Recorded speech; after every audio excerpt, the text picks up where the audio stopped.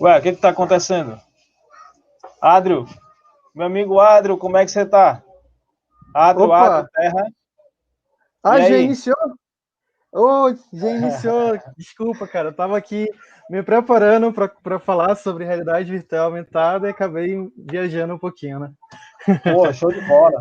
Isso é uma temática muito interessante, é uma temática atualizadíssima e eu tenho certeza que os nossos telespectadores vão ficar extremamente interessados em conhecer cada vez mais sobre a realidade virtual e aumentada na educação.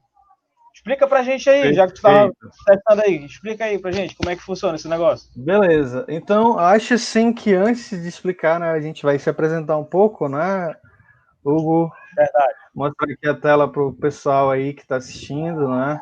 Não esquece de compartilhar aí e e anotar tudo que a gente vai estar falando, que é um recurso interessante, um recurso novo, né, aqui, mas novo para a gente, né, mas ele já existe há algum tempo e a gente vai mostrar isso também. Né? Então a gente vai estar falando para vocês sobre realidade virtual e aumentada. Né? Eu sou o Adrio Hattori, né? Eu sou graduado em Educação Física, tenho pós-graduação em Docência e Ensino Superior, Treinamento Esportivo e Educação Especial Inclusiva. Né? Hoje eu estou como um diretor no Fab Lab e na Hattori-Tech.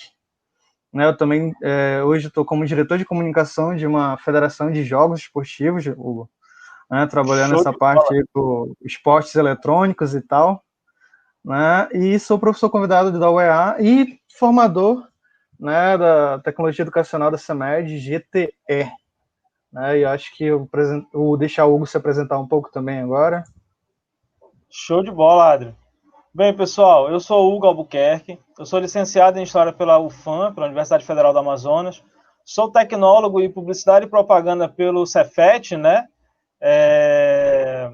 Também sou advogado, inscrito nos quadros da OAB desde 2015. Sou integrante de uma comissão da OAB chamada Comissão OAB vai à Escola, na qual a gente faz um trabalho social, tentando unir o direito junto à educação. Sou especialista em direito imobiliário pela Universidade Federal de Santa Catarina e também sou formador Procurumi na gerência de tecnologia educacional da CEMED, o GTE, né? E lá a gente desenvolve esse trabalho junto às tecnologias. Perfeito, Hugo. Então a gente está trabalhando aí, né, com dentro do GTE, né, dentro da Gerência de Tecnologia Educacional, e estamos aí utilizando vários diversos recursos tecnológicos, né, para a educação. Né? Mas antes da gente continuar, eu gostaria de perguntar do pessoal, Hugo, se eles sabem qual é a diferença de um nativo digital para um imigrante digital. Né? Perguntar, deixar aí as respostas, né? Se estiverem assistindo a gente, colocar as respostas aí. Né? E me diz aí, Hugo, o que que tu acha que é um imigrante digital, cara? Paz é um conceito que a gente precisa entender um pouco o contexto, né? Um pouco do contexto histórico para que a gente possa chegar a uma conclusão um pouco mais precisa, né? Mas assim, nativo digital, a grosso modo, ele é aquela pessoa que nasceu e cresceu já imergido no mundo das tecnologias digitais, né? Um exemplo muito simples, muito prático, os meus filhos, por exemplo. Eu tenho um filho de 2 anos que ele sabe manusear o meu smartphone de forma muito tranquila. Ele sabe desbloquear, ele sabe colocar os vídeos que ele quer assistir no YouTube, ele sabe retirar esses vídeos do YouTube quando ele já não está mais interessado. E, por exemplo, ele quer jogar, ou então ele quer colorir colorir algum desenho. Então, assim, ele já nasceu imergido nesse mundo das tecnologias digitais. E o imigrante, você, os nossos pais, as gerações anteriores, nós somos imigrantes digitais, né? Porque na realidade a gente viveu naquele momento, nós passamos pela fase, né, de transição, a saída do mundo analógico para o mundo digital, né? A gente vivenciou isso e as gerações futuras jamais verão aparelhos gigantescos, jamais verão tecnologias que nós experimentamos e que na nossa Com infância, pelo certeza. menos na minha, era um barato. O celular é um exemplo. O celular é um grande exemplo, né? Meu pai tinha aqueles celulares gigantescos, do tamanho de um tijolo, e hoje, cada vez mais, com as novas tecnologias, os aparelhos estão diminuindo, mas em compensação, capacidade de comunicação, em compensação, capacidade de transmissão de informação, de dados, assim, absurda, né? E eu acredito que esse seja um ponto muito importante para que a gente possa entender o que é um nativo digital e o que é um imigrante. O que você acha, Adri? É verdade, eu concordo perfeitamente com você, Hugo.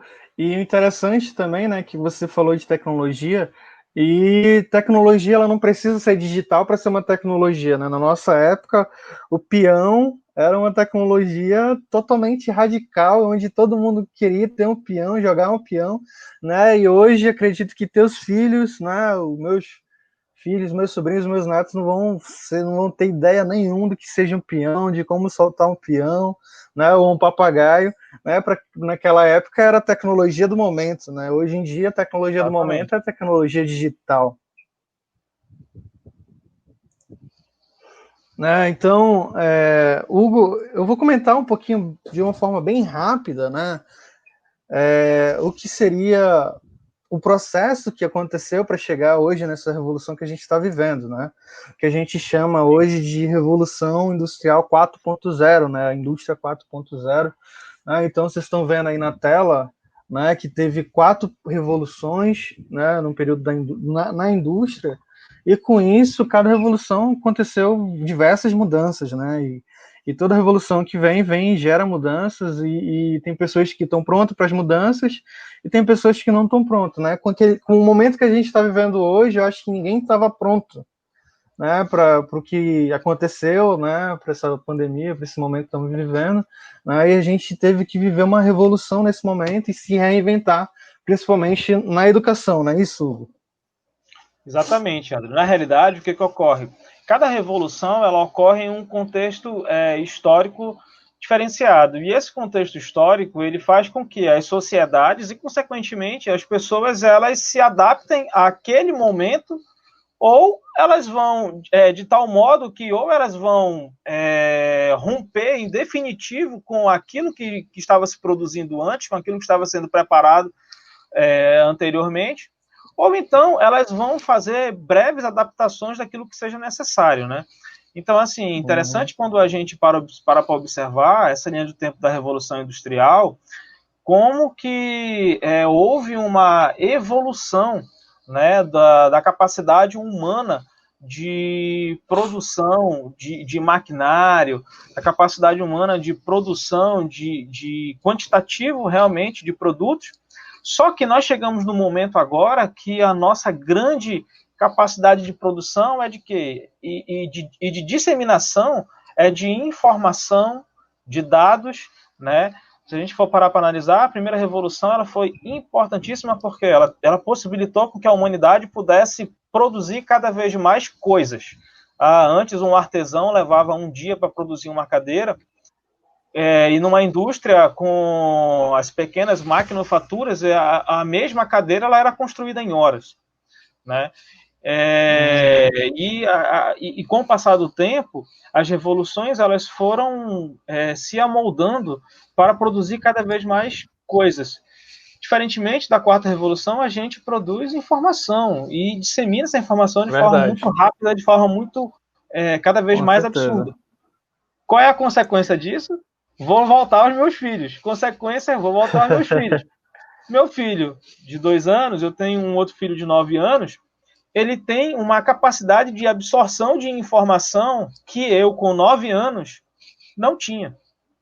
Por quê? Porque eu não tinha, eu não podia me apropriar dessa tecnologia, ela não existia naquele momento. E ele que já Sim. nasceu imergido nesse mundo, ele já vem ele já vem num contexto histórico completamente diferenciado do nosso e muito mais, como é que eu posso dizer, muito mais familiarizado com isso, né?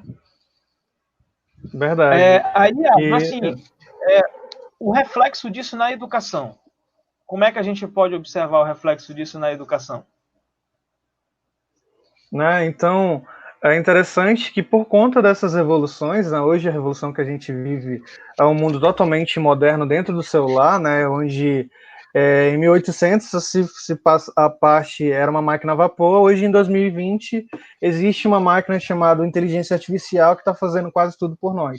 Né? E como é que isso impactou na educação? Né? Hoje a gente teve que adaptar a educação para preparar as pessoas para esse cenário da indústria que a gente está vivendo hoje, né? Onde trabalha-se a robótica, né? E hoje na educação precisa ter a robótica educacional. Os sistemas de aprendizagem mudou, então hoje você precisa ter metodologias de aprendizagem ativas com o aluno, senão ele não presta atenção, ele não desenvolve, ele não está nem aí para a aula. Então você precisa ter essa pegada. Hoje a gente vai estar mostrando para vocês o que é a realidade virtual aumentada, né? Então, com isso, hoje, tanto na indústria como na educação, existe muito forte o trabalho da realidade virtual e da realidade aumentada. Né? E a gente vai estar explicando mais para frente.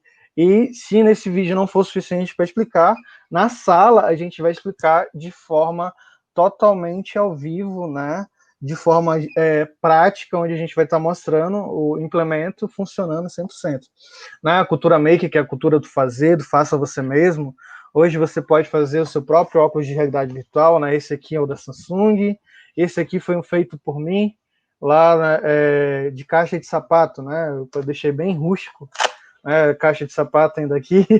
Então, tem essa parte, e a gente leva para a parte educacional, né? Leva para dentro da sala, os alunos fazendo o próprio material, né?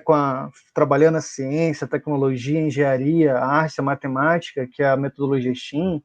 Né? Isso, com tudo isso, Hugo, a gente trabalha várias disciplinas, né? Dentro de uma aula eu consigo trabalhar a minha disciplina de educação física e tu consegue trabalhar a tua disciplina de história em uma aula só, né? Então tem esse processo interdisciplinar. E hoje com a impressão 3D também torna tudo mais apalpável, né? Antigamente era só uma ideia, hoje você tem essa ideia e consegue trazer ela para o mundo real. Né? E os recursos educacionais, que é o que a gente trabalha muito fortemente no GTE, né? E tem demonstrado aí nas formações, e nos cursos que a gente tem ministrado. Exatamente. Assim como a sociedade, como as relações humanas, como as sociedades, elas se transformaram em decorrência da passagem desses contextos históricos, dessa evolução, a educação não é diferente, né? E hoje, uma das grandes matrizes modernas que a gente pode estar utilizando dentro da nossa sala de aula tem a ver com as metodologias ativas, né? Não à toa, as metodologias ativas elas são muito importantes no auxílio do desenvolvimento dos nossos alunos. E aqui a gente pode destacar algumas habilidades, né, que a gente busca cada vez mais fazer com que o nosso público ele tenha condições de estar desenvolvendo, né? Então, assim, a gente pode destacar aqui solução de problemas complexos, pensamento crítico, criatividade, gestão de pessoas, empatia com os outros, inteligência emocional, bom senso, tomada de decisão, orientação para serviços, negociação e flexibilidade cognitiva, né? Tudo isso é extremamente interessante. Por quê? Porque nós estamos vivendo justamente um momento de um contexto histórico em que, apesar da gente ter muitas informações de modo muito rápido, a gente não pode abrir de mão e deixar de mão que a educação nós estamos trabalhando com seres humanos e dessa forma a gente precisa quando enxergar explorar as habilidades que os nossos alunos eles têm, né? E aí a realidade virtual e a realidade aumentada ela veio para somar, né? Veio para somar e veio para nos ajudar como educadores a superar esse desafio e a desenvolver cada vez mais essa educação 4.0, né, Adri? E aí agora Perfeito, a gente vai, Hugo. vamos, né, essa agora a gente vai dar uma pincelada, porque na verdade é um assunto riquíssimo e é um assunto muito vasto.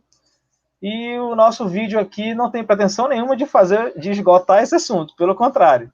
Com Nosso certeza, vídeo só dá mais curiosidade, né? Deixar as pessoas com curiosidade para exatamente. pesquisar, né? E pensando nessa curiosidade, Hugo, tem esse livro aí, que é a base mais ou menos do que a gente vai estar falando aqui hoje, né? Esse livro, Realidade Virtual e Aumentada, Tecnologia para Aplicações Profissionais, é um livro muito bom, que explica a história e explica diversas aplicações em diversas áreas, né?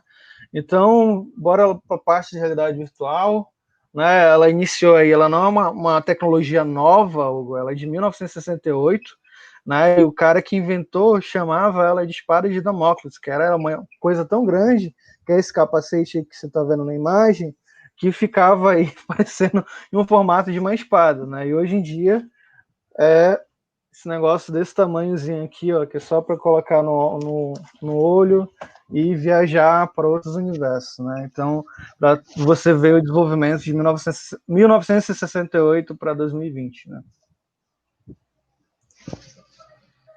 E hoje o interessante, Hugo, é que para a realidade virtual ela ter um total funcionamento, ela precisa ter essas, né, 7 características, né? Ela precisa ser sintética, ela precisa ser em 3D, né? Ela precisa dar essa sensação que a pessoa está num ambiente tridimensional, para ser ainda mais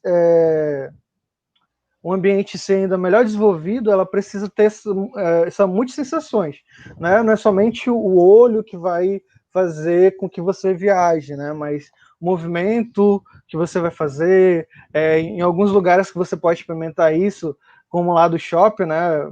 Que o Hugo sabe muito bem, que ele já esteve lá no shopping fazendo coisas de realidade virtual. Tem alguns que o carro movimenta junto com óculos, né? Então, se tu vai para a esquerda, ele faz um movimento para a esquerda, se você vai para a direita, ele faz um movimento para a direita, né? E com que isso te torne mais interativo, mostre mais perto da realidade, né? E o mais imersivo possível. Né? Então, as pessoas que desenvolvem hoje aplicativos para realidade virtual, elas tentam pensar nisso quando criam, né? Para que a pessoa realmente ela se desconecte da realidade que ela vive, né? E entre numa realidade totalmente diferente, Hugo. Exatamente. O interessante, a realidade virtual, ela proporciona, ela faz com que nós tenhamos determinados sentimentos, determinadas sensações que o nosso mundo real, a gente tá lá, a gente vê, mas é como se a gente não conseguisse alcançar e chegar a essas sensações e esses sentimentos que a realidade virtual ela nos proporciona, né? Exemplo, enquanto você estava fazendo uma breve explanação, apenas uma pequena pincelada sobre o assunto, a gente estava passando aqui um vídeo ao lado, e nós vemos lá como que o rapaz ele estava fazendo movimentos como se ele estivesse no fundo do mar, né? Como se ele estivesse flutuando no fundo do mar.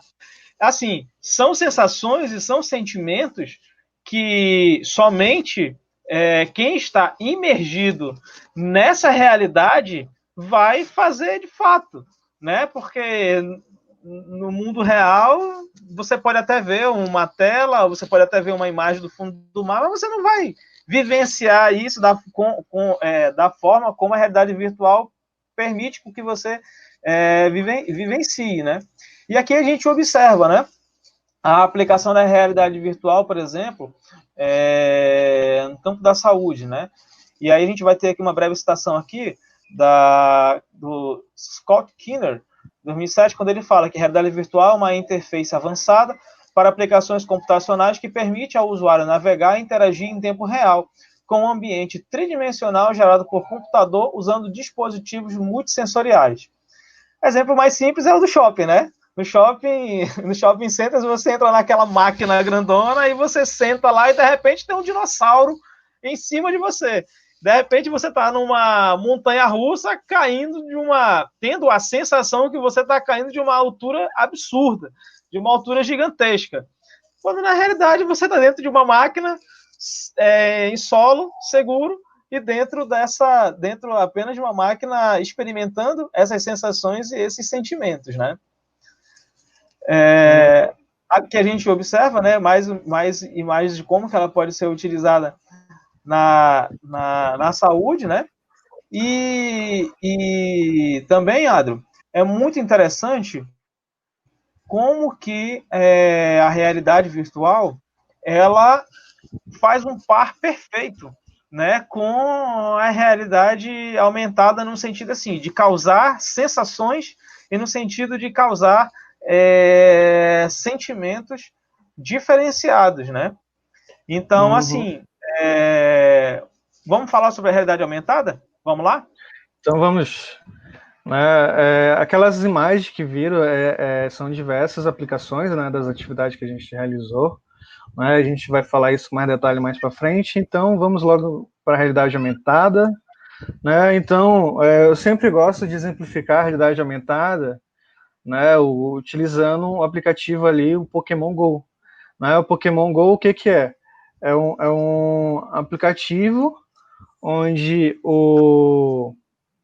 tem um Pokémon no celular e você, quando coloca o celular à sua frente, você vai ver o celular, você vai ver o Pokémon interagindo com o teu mundo, né? Com o universo que a gente vive, o mundo real.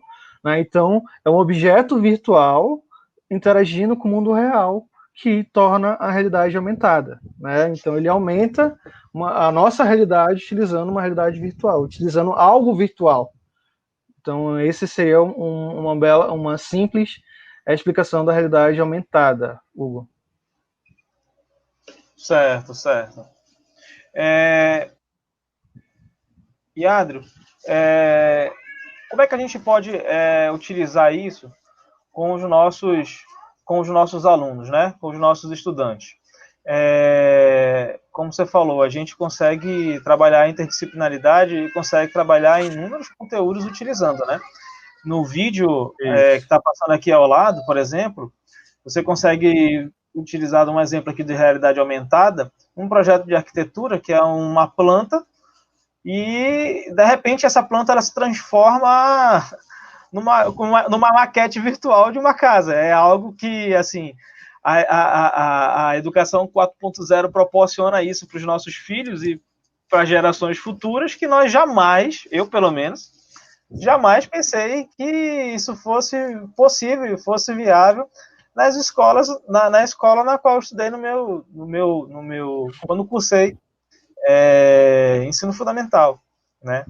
E aí é muito interessante quando a gente faz essa discussão, porque assim a gente percebe que a educação ela vai se amoldando à nova realidade vivenciada pela sociedade, né? E isso aí é extremamente interessante, né? Me diz uma coisa, a gente consegue utilizar a realidade virtual e a realidade aumentada na educação, assim como em outras áreas, mas assim, existe alguma outra forma que a gente pode demonstrar essa realidade virtual, essa realidade aumentada de forma mais concreta? Olha aqui, exemplo, tá aqui, você já colocou aqui as imagens por si só já falam aquilo que eu estava tentando me expressar e perguntar, né? É isso mesmo, Hugo. Então, a realidade aumentada, ela consegue ter um objeto e trazer para o nosso mundo real. Isso torna um processo mais dinâmico, mais interativo e mais atrativo para as crianças, né, para as pessoas que estão passando pela educação que a gente está vivendo hoje. Né? Então, com isso, tipo assim, eu na minha disciplina tenho anatomia. Né, quando eu cursei educação física. Então, se eu tivesse aprendido anatomia de uma forma onde eu conseguisse visualizar melhor cada peça do corpo humano, eu teria tido uma aprendizagem mais significativa. Então, o processo da realidade que a gente está vivendo hoje é justamente isso, tornar mais significativo. Sim, com certeza. A gente dá sentido àquilo que nós estamos falando. Exemplo muito simples que a gente pode utilizar quando a gente vai trabalhar com uma turma de sexto ano e a gente precisa falar das sociedades mesopotâmicas ou das sociedades da antiguidade, e aí a gente, com utilizando o recurso, tanto da realidade virtual como da realidade aumentada, a gente consegue imergir o nosso aluno naquele contexto histórico e isso facilita e muito a aprendizagem, inicialmente porque a gente consegue trazer o aluno para o campo da curiosidade e principalmente fazer com que ele se sinta cada vez mais instigado a buscar mais conhecimentos, né? E é extremamente interessante. A gente vai deixar o pessoal com um gostinho de quero mais e apresentar na prática do dia da oficina, ou a gente já apresenta agora? O que você acha? A gente vai deixar, né, um gostinho que eu quero mais, a gente se encontra daqui a pouco na parte prática, né? Então na parte prática a gente vai mostrar para vocês detalhe de como fazer essa imersão, essa interação com os alunos. Beleza, show de bola. É isso aí, beleza? Já estou ansioso e contando segundos para que a gente chegue na parte prática, hein? Então, até lá, pessoal. Beleza. Valeu, pessoal. Até mais, amigo.